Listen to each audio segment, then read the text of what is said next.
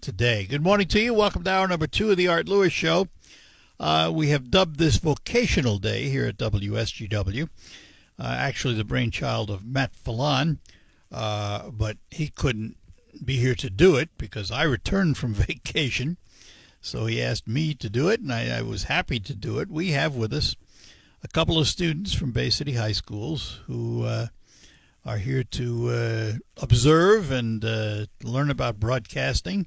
They're 11th graders, both of them. And we want to say good morning to them now. And the first from Bay City Western, we say good morning to Carly Wright. Carly, good morning. Hi, I'm so excited to be here. Glad to have you. Also with us from Bay City Central, Michael Briggs. Michael, good morning. Good morning. Neither of them are shy, folks. They both been actors and participated in theater productions and things of that nature. But we're going to chat with them and find out what their interests are and what they want out of life. So let's. It doesn't matter who I start with, Carly, since you're sitting right across from me.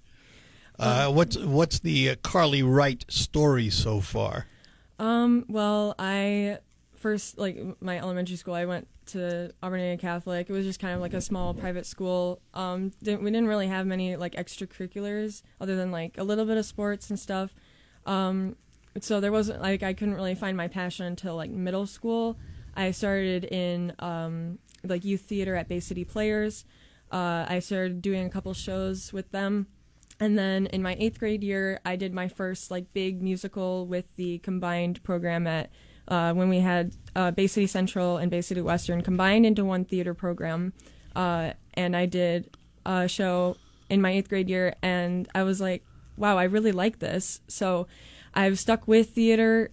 I'm a junior now, so I've been in theater for 5-6 years now, but I've really made it a fundamental part of my life, as well as choir. I've been in choir since my 6th grade year, so it's been almost 6 years.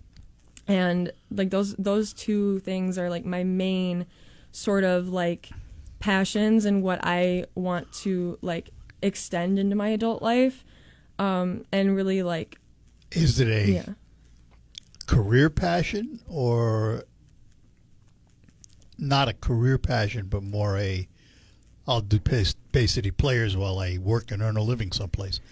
Well, I really do want to stay in it for my career. I've explored being a professor at a college teaching music theory or something like that. Oh, okay. So I've been touring some colleges and looking at programs to find what really interests me.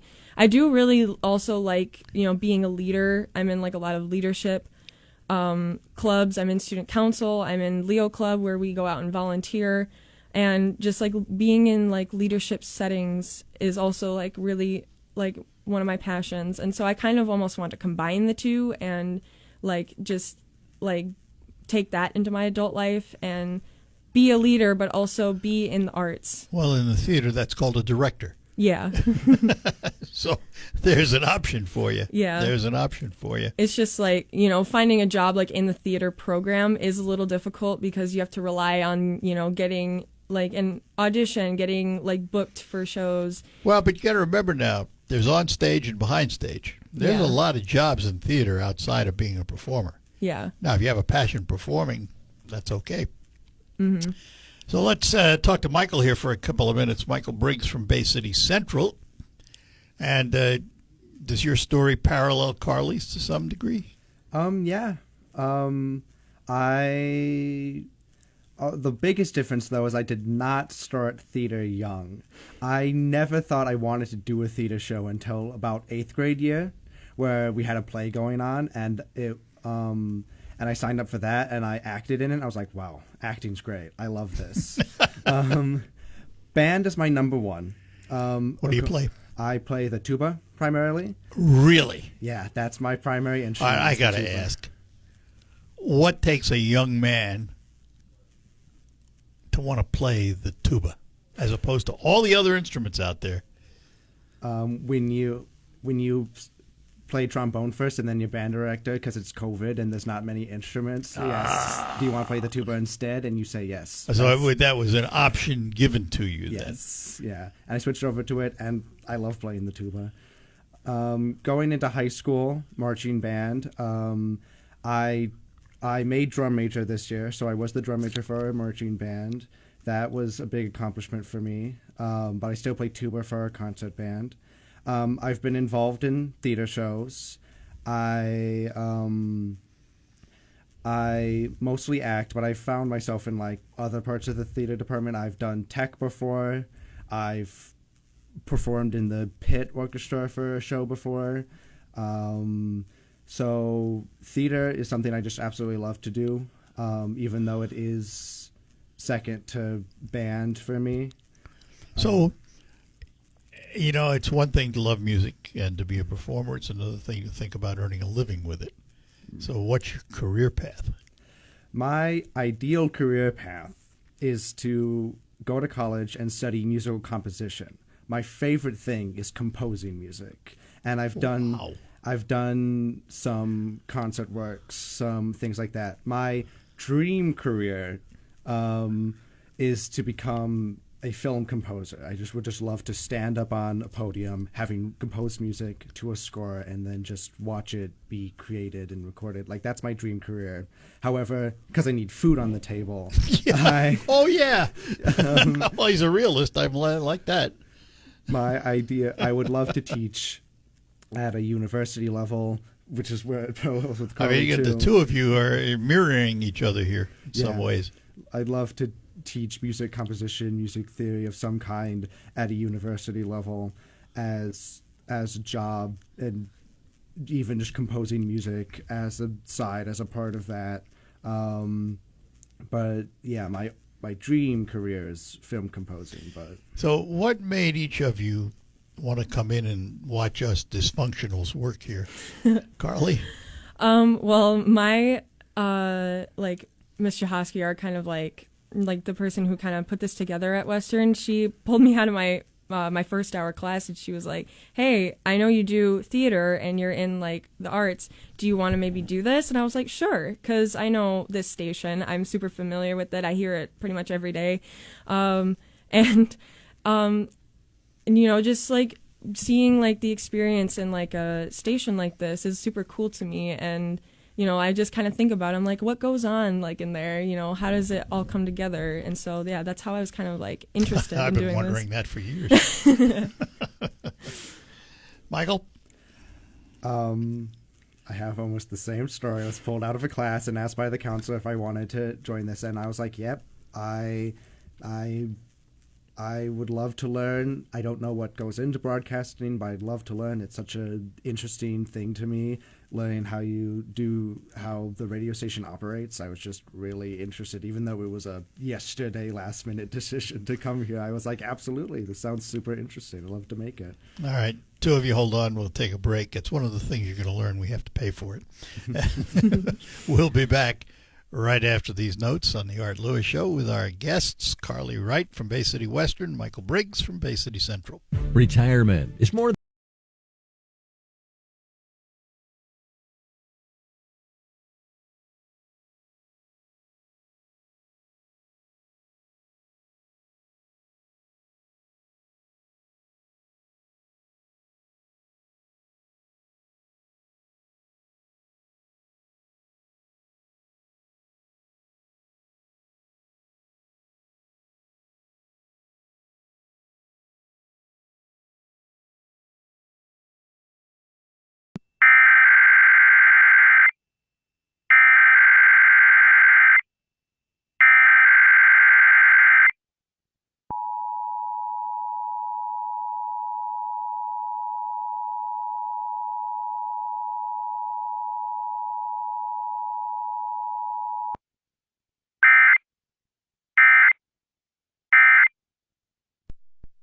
This is a test of the emergency. Hi, we're back with you here on the Art Lewis Show, talking to Carly Wright from Bay City Western, Michael Briggs from Bay City Central, two juniors who are on vocational day learning about broadcasting, but they both have theater backgrounds. And we were talking during the break, Michael, talking about you actually composing a score for a play. Yes. How'd that come about? Well, we had our silent We had our one-act competition. A one-act is like a theater festival where you have to take like an entire script. Ours was 2 hours long. It was Lauren Gunderson's play Silent Sky about an astronomer, Henrietta Leavitt, based on a true story about how she discovered a metric to measure the universe, and like measure distance to stars. Very interesting story. But it was 2 hour long script, got cut down to 45 minutes because that's a strict time limit. Like you need to be 45 minutes or less or you get deducted points. It's part of the competition. And then they grade you on performance. Mostly they grade you on tech. There's a ton of categories on like tech, lighting, and all that stuff that they judge. The issue was the play had a score to it. I believe Jenny Gearing is the name of the original composer. The issue was none of the timing worked anymore. Now that the script was cut down and lines were crossed out here and there and scenes would delete, like we couldn't use that score anymore. So I was either going to have to find stuff on like YouTube or our theater director comes up to me and just says, do you want to like write some of these cues? And I got really into it. I went home. I found some of my notebooks I have like empty sheet music in. I just started writing down things. I went through the script. Oh, I want Henrietta Leavitt to have this character theme. I want another character to have this theme. I started working how I would want those to play out. And then I just went through the script and I wrote a bunch of cues for transitions and some underscoring cues, and I made motifs and themes, and it was a pretty awesome experience to do that. How old are you? 17. You sure? Yes. Just thought I'd ask. And so it came off, right? Then how did you feel as a composer watching it? It felt magical to see because I also programmed it to press a button on So it was all pre-recorded. software. The audio was pre-recorded? Yep, all of it was Who recorded it? it was all it's on. We didn't have any real humans played. It was all MIDI files. Okay. Sounded pretty good. Yeah, It the was- modern age. Yeah, like I used software called musescore.org. That's what I use for my composing. It's very useful. It's free. It has great like MIDI file playback. So I just exported those audio files. I put it into this software called Multiplay, where you can program the music cues. And I did it to the point where all I needed to press was the spacebar and like a couple of times throughout the show to play the music at the right time and fade it out and do all the programming with that. And just seeing that come together on stage. We had 3 performances. One was a festival. The other 2 were the actual competitions. We made it to States after the regional I was going to competition. ask, how well did you do? And we made it 3rd place in States. Very That was good. very exciting. But just seeing that, like, it was the most magical thing to see, like, my music, like be put into this production while watching it. And it was just, and seeing everything move around, it was an awesome experience. More exciting than being on stage? Yes, I'd say so. Carly, how about you? Well, I've also like composed some things. I have perfect pitch, which means I can like internally hear like sounds, like music, like notes and stuff, which is really, really helpful in choir. Like everybody always asks me, what's my starting note? And I'm like, aren't you supposed to know that? But yeah, so I have made not like kind of my own original stuff, but most notably I created, for my school's talent show last year, I wanted to do a specific song, which is Glitter in the Air by Pink. And I wanted to do that as a solo, just me singing. And then my best friend came up to me and he was like, hey, like, do you want to do a duet for the talent show? And I was like, sure. So I was like trying to find, because he plays trumpet, I was trying to find on Google like trumpet and vocal duets, and I could not find any. So then I had like almost like an epiphany. I was like, wait, what if I make a trumpet line for you and then I just sing like the actual song? And so I spent a while like making that trumpet line for him, and it was all coming out of my brain onto MuseScore. I also use MuseScore for my composures, and I like it just all came out of my brain. I don't know, like it just like felt so natural writing those notes out and just going along with how I like what I know of the song, because I know it's like a love ballad. It's supposed to be kind of like flowy, and I had like specific ways that I wanted it played. So it just felt so natural to me to write that stuff. And when we performed it last May, or this past May, and it was great. I had so much fun doing it, and we yeah, we did so good. So You're sure you two haven't been cloned from the same son? It's amazing to hear these stories. You know, the other thing that amazes me, and I have to tell you this since you're sitting in front of me, you represent what I believe are the best parts of our young youth today. We hear all the horror stories, all the negatives. They make all the news. Yet here we are sitting with you two, 11th graders, positive outlooks, doing positive things. And, you know, we tend to forget you probably represent the majority, not the minority. I would hope so. I would hope so. yeah, I just like hearing that kind of stuff is like, you know, like being here, being like so young in a world that's kind of like, you know, kind of hard to navigate through.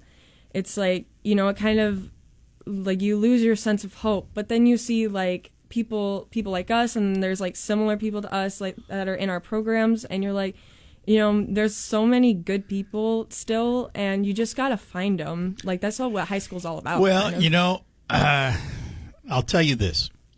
I mean, I was a teenager in the 50s, long before you were twinkling in anybody's eyes.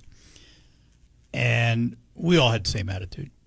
Life is so tough to navigate, and I'm growing up in New York City where it's a lot tougher to navigate. And, you know, we all had to find our friends and do it exactly the same. I mean, I could transplant you back to the 50s and you'd recognize it, except for the fact you have the advantage of all the technology today that we didn't have back then. That's good news and bad news.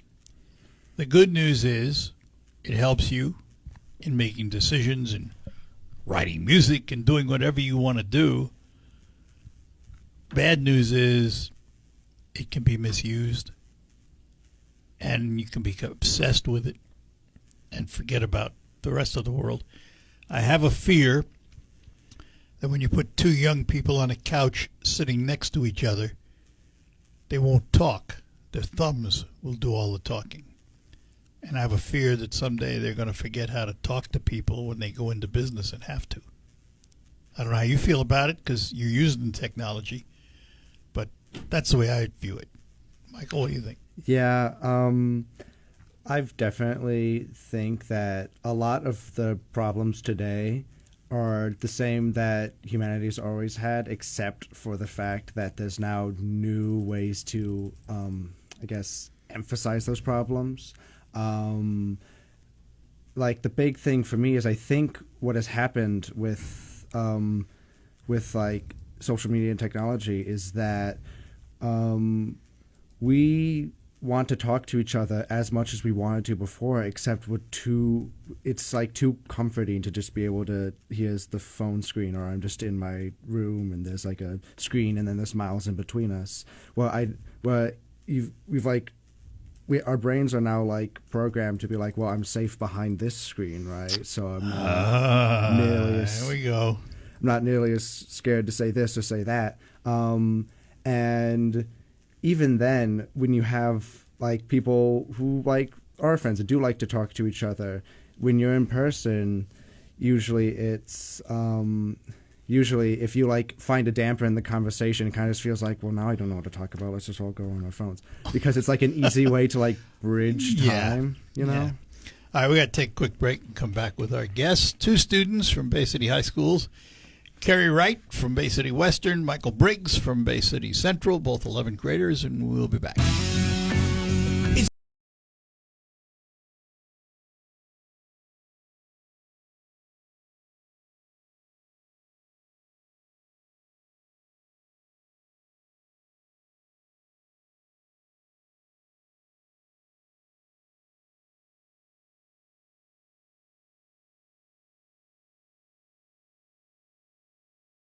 We are back with you in studio with me from Bay City Central, Michael Briggs, and from Bay City Western, Carly Wright.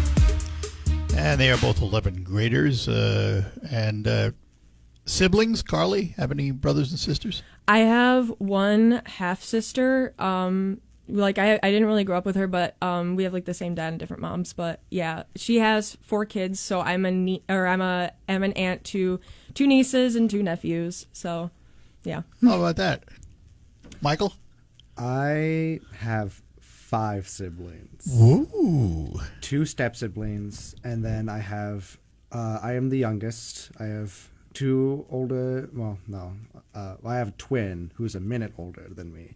Oh, And really? then- And then so Identicals or not? no, Yeah. identicals. No, It was quick to say that. It's completely different. She has blonde hair. It's does not look like me. Then I have an older brother, an older sister, and then 2 older step siblings who are also twins, also not identical. Oh, wow. Big family. Yeah. I'm an only child. So it's all I can tell you is treasure those relationships as you get older.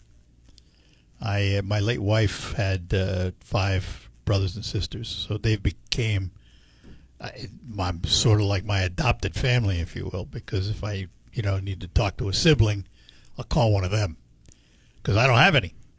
And I tell people it was fun growing up, the only child.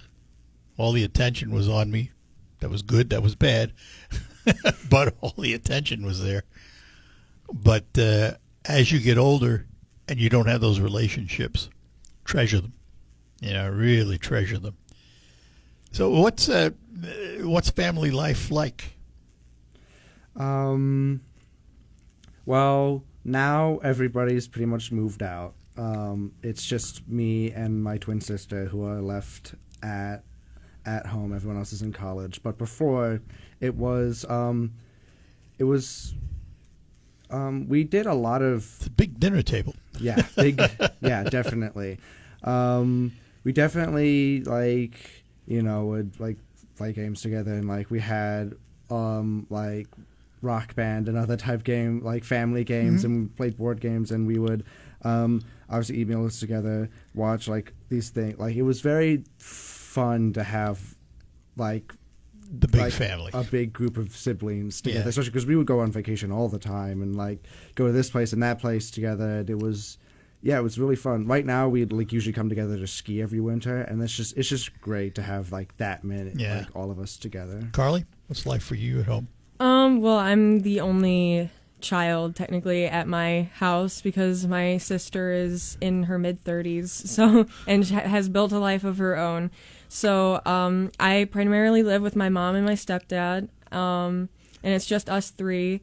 And then I see my dad every other day and every other weekend. So I just am kind of back and forth, but we're all kind of my dad and my stepdad are still really close friends. So I'm really grateful for that. And they go on little adventures together sometimes, and me and my mom make fun of them because they're off doing something. Well, I mean, these are things that 40 and 50 years from now you're going to look back on and treasure. Anybody else in the family musically inclined? Funnily enough, just the 4 of us. So not my step siblings, but my older brother, he joined band. No parents, no grandparents, nobody else had done band or music before. He joined band, and then my older sister decided to join band, and then me and my twin sister were like, you know what? Why? We decided to join band too. Of course, it was during COVID, so it was a little different, but. So it's just the group, the 4 of us that just happen to all love music. I have 2 sons. They're grown now, but they were both drummers. Mm-hmm. In our basement, we had Gretsch on one side, Yamaha on the other side, and the battle of the drums. My oldest marched drum corps. He marched with the Cavaliers out of Rosamond, Illinois. Oh, I love the Cavaliers. He was a snare drummer. When he went down there, and this was in the 80s, he went down, there was 1 snare position open and 50 applicants. Yeah. And he beat him out. He was a good drummer. He's a great drummer. Now, he judges Drum Corps International, Winter Guard International. He teaches cards. He writes drills. And my younger one, he was a set player. He was in a number of bands for a number of years. Because he's younger now, he's in his 50s, but they still have their drums. Every now and then they'll pound on them. Glad I don't have to hear it. I always wanted to play the drums, but I grew up in a New York City apartment. It wasn't going to happen. So we're going to take a quick break, come back with our guests, one final segment with Carly and Michael. Since 1947, Clayton.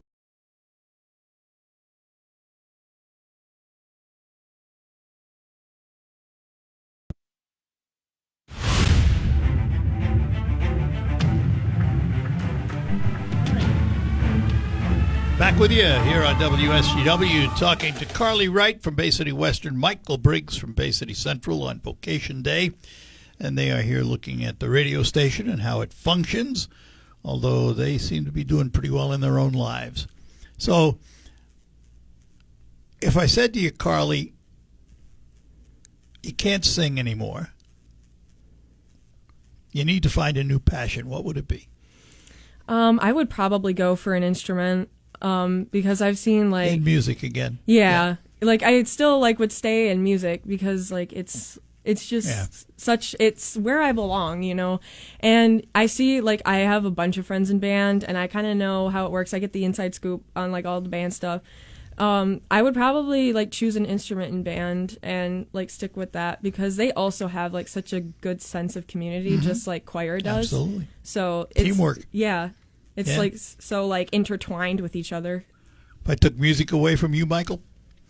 I would probably go into sound production. Technical side. The technical side of it, if I couldn't do music anymore. Although if that wasn't a possibility and my biggest backup, bottom, I need to do something else, I would go into psychology, and I would go into being a therapist. Oh, okay. Very good. So, Miss Perfect Pitch over here, what can you sing for us? I don't know if I can just sing right now because it's early, but yeah, but I've sang a lot of different types of music. If I said to you, Carly, you could only sing one genre of music, only one, what would it be? One genre. I don't know. I mean, in choral music is so much different than the modern music that you hear on the radio. It's a lot more intricate and more more just kind of more difficult per se. Okay, for so lack of a better term. Let me change the question then. You're a soloist. What do you want to sing? Can I pick a song from a musical? Would that count? No, anything you like. I'm just curious as to what your taste is. I love singing songs from musicals. Good. Musical theater. Yeah, musical theater solos, because there's a lot of them out there. There's probably something out there in my range and stuff. Yeah. So I was in one of my shows that I did, I was a lead. I had a solo, and it was absolutely perfect for my range, and I got to dance. It was so fun. I loved doing it, and it was my favorite part of doing it, just kind of showcasing what I could do. Yep. All right, Michael, I'm going to tell you, you either have to write or perform. I'd write. You'd write. I'd write. If you had to perform, what would it be? If I had to perform into serious dramatics, theater, musical theater, it would be theater. Yeah, I would perform in theater. If there's one show that I would want to perform, it would be Little Shop of Horrors. I love that show. I didn't expect that. That show, I love that show so much. I saw it. Wow, I've seen it many times. It's a so survivor. Yeah. It's been around forever, know. That is so interesting. All right, and I know, Carly, you mentioned that you're studying various schools to see what programs. Have you picked some targets that you'd like to go to? I have my eye on CMU, Central Michigan. I have a friend that goes there. for musical theater, and I've been there. Like I was just there actually last Friday for Choral Vocal Day, where we all went for a day and just kind of like learned about like the music program at CMU and sang like with